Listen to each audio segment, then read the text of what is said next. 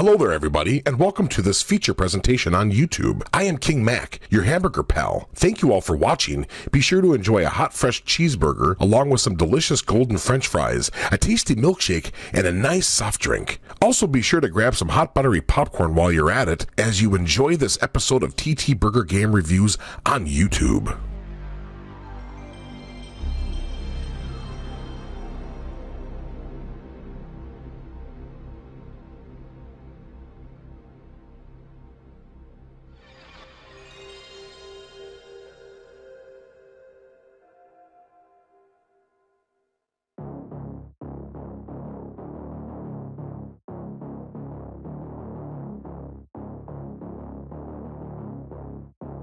You don't wanna see me mad.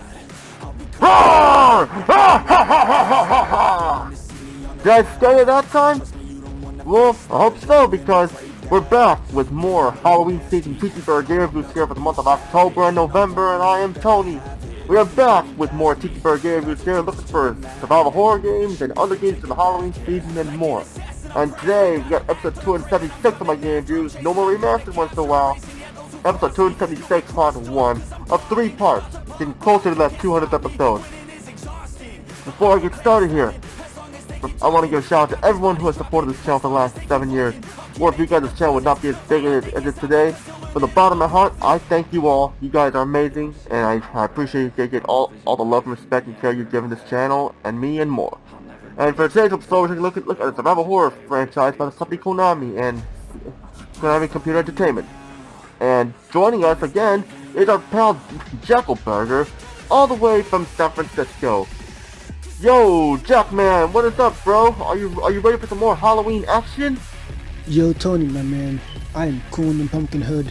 Jacqueline and I loved the pumpkin pie you made. It was the best. Heck yeah. I am ready for more Halloween action. What's on today's agenda for the Halloween game reviews to continue? Well, like I mentioned a little bit ago, we're looking at a survival horror franchise by the company Konami. Wait, is it what I think it is? That game with the other world and all those damaged characters and everything? Is it that series? Yes, Jack, you're right. In this 3-part review, we look at the Silent Hill franchise. Booyah, I was correct. But only 3 parts though. Which one are we reviewing? Well, we're looking at the first 2 Silent Hill games. Part 1, we're going to go look at Silent Hill. Then Part 2, Silent Hill 2. And Part 3, Silent Hill 3. I'll not look at Silent Hill 4 The Room because that is when the series started going downhill. And, you know, that game is not a Silent Hill game in my opinion because it was mainly supposed to be called just The Room, so they put the Silent Hill name on it at the end there. I know people aren't going to like that I say that, but you know, that's just my opinion there and stuff. I'll mention the HD collection in parts 2 and 3 briefly because you know how awful that collection was and everything. And Silent Hill 4 The Room, like I mentioned again, was not a Silent Hill game to begin with. So I do not count that. If anyone says Silent Hill Origins of Homecoming and Downfall are awful and a waste of money, I do not have them anymore and stuff like that. Well, that makes sense, Tony. Focus on the first 3 is a great idea, for sure. But why don't we get started? You bet, Jeff.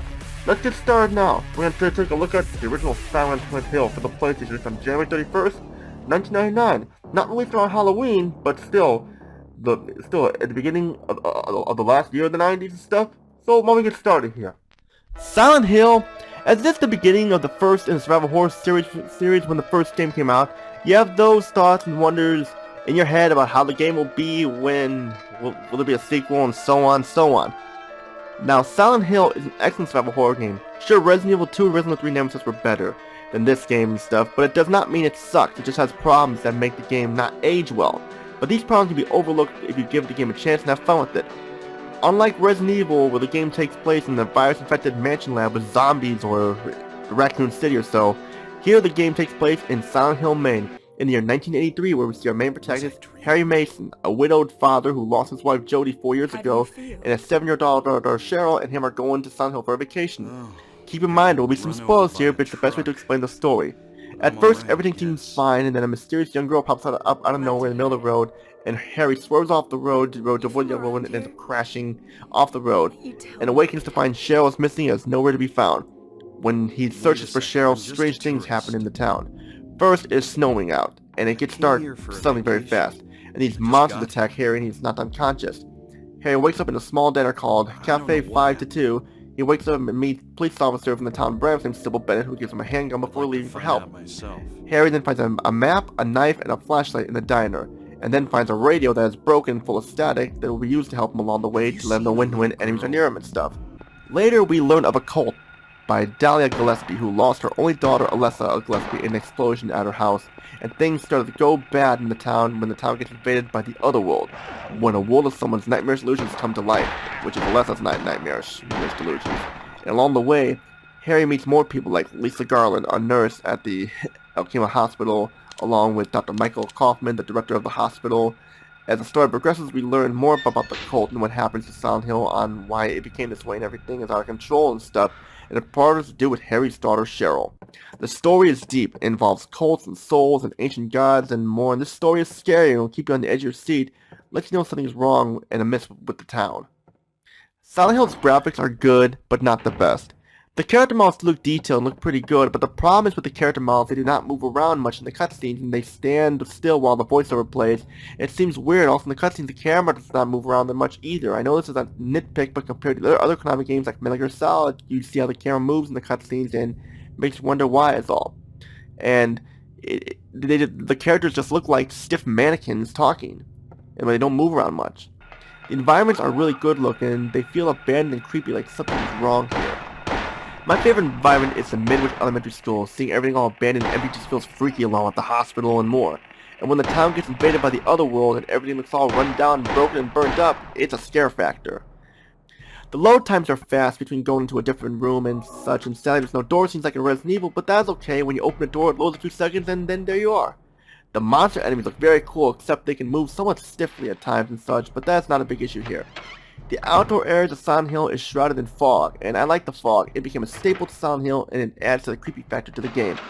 The frame rate is decent, but it can dip at times too. The maximum frame rate for this game is 20 or 30 frames per second, and it can dip lower than that, 15 or below. The CG cutscenes are good, but there's no dialogue in them. I wish there was dialogue in them, but that's just me again. The blood looks cool, and the weapon effects look awesome too, especially that axe and hammer. Silent Hill's sound is not bad, not the best, but not bad. The voice setting, you either love it or you hate it. I personally like the voice setting. Sure, it's hokey, but then again, Resident Evil had hokey voice setting, and I enjoyed that too. The voice actors range from Michael Gwynn, who voices Harry Mason, and Susan Papa voices Sybil Bennett, and Tess Lerner voices Lisa Garland, and more. The music really is not much to say about the music. It's just mostly ambient sounds, but there's music there that you can say I like it. The weapons and footsteps all sound good here as well. Silent Hill shines mainly in the gameplay aspects. Like most survival horror games, your goal is to survive and escape the nightmare you are in. Silent Hill does make changes from Resident Evil, like the camera is usually situated behind the back of the character and you can move it semi-automatic at times too. The inventory system is interesting. You can carry an unlimited number of health drinks and health packs. You can carry 999 ammunition for your weapons, which is, I know, unrealistic, but I don't mind it.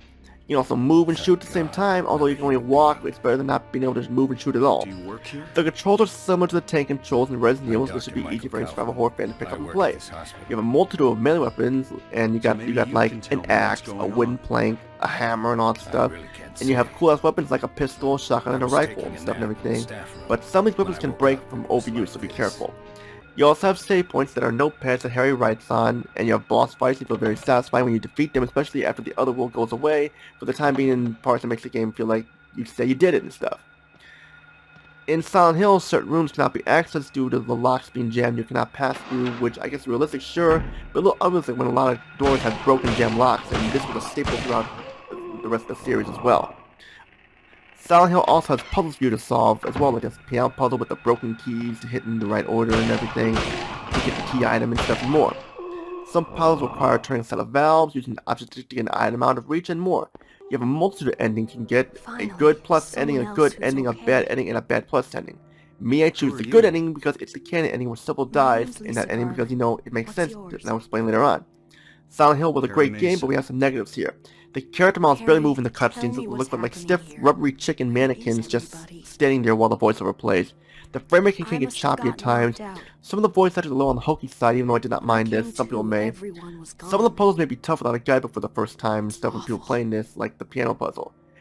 You need to find maps for different areas of the town. Without the map, you can get lost easily, so be sure you find a map, but thankfully the map is located at the beginning of a main building and such.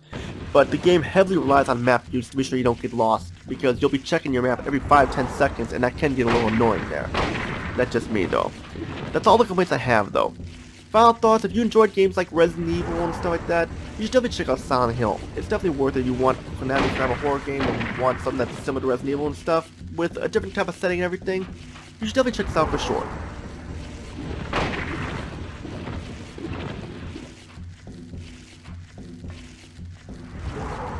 I give Silent Hill an 8 out of 10 because of the problems I have with it, but still a fantastic game that should not be overlooked at all. If you definitely can find it somewhere, it is a little pricey though. It can range from like up to 120 bucks these days, so be careful because you know, finding a complete copy these days is pricey. A lot pricier than it was in the past. And that's pretty much all I gotta say about Silent Hill episode 206 part 1 of 3. Hey Jack, you with us still? How did you like the first trailer of Silent Hill? Honestly, Tony, that was freaky with the other world and the nightmarish town. I would stay away if I were you. No going there. Stay away for good, please. We're not going to go there. It's just a game. Nothing to be upset about or scared or anything. I know, Tony, just a little nervous of what could happen next. We have 2 more games to cover in the Silent Hill franchise. What is the next spooky thing that can happen? Well, Jack, if you want to know, but I'm a little nervous, here's a little TTBurger sneak peek to show you what is next.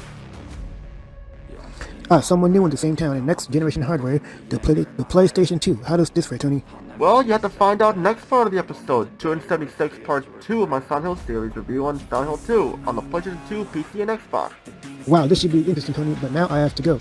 Jacqueline and I have a dinner date, and the babysitter is going to be here any minute to watch Jack Jr. Okay, Jack, sounds good. Have fun on your dinner date with the missus, and I will see you in episode 276 part 2 of Fear and take a look at Silent Hill 2. Take care, everybody. Peace out. Roar!